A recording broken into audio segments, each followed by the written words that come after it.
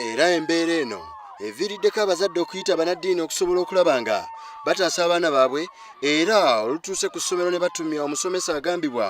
okugula amayembe Saidi Lukenge aleeteddwa omubaka wa gavumenti Florence Beyunga kwe kulengera abatuuze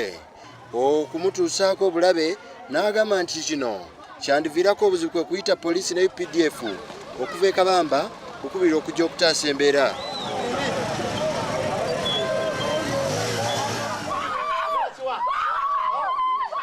Reverend Kitandwe Christopher ng'ali wamu ne RDC we Mubende Beyunga Florence olutandise okusaba ebintu ne birinnya abayizi 5 era okukakkana nga bano batwaliddwa mu ddwaliro. Ku bayizi bano kubaddeko Nagadde Victoria, Nalubowa Hadija, Chewalyanga Wahabu, Nakawombe Hanifa, Nakate Zaina, ng'era we twogerera bino Saidi Lukenge yabireeta okusinziira ku ebyo abazadde n'abaana babadde boogera.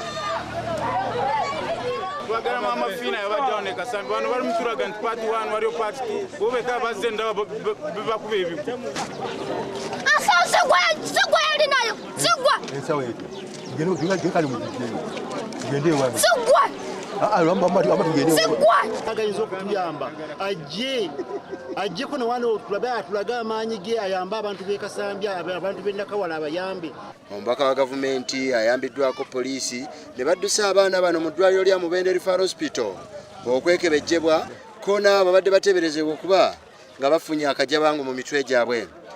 Reverend Kitandwe ng'ali wamu n'omubaka wa pulezidenti e Mubende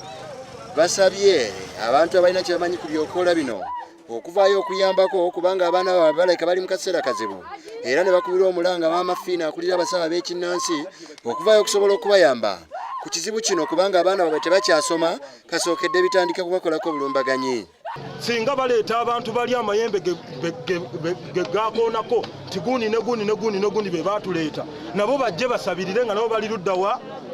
webali. Ku ntandikwa ya sabbiiti eno abayizi bonna ku ssomero lya Nakawala Primary School balagirwa okudda ewaka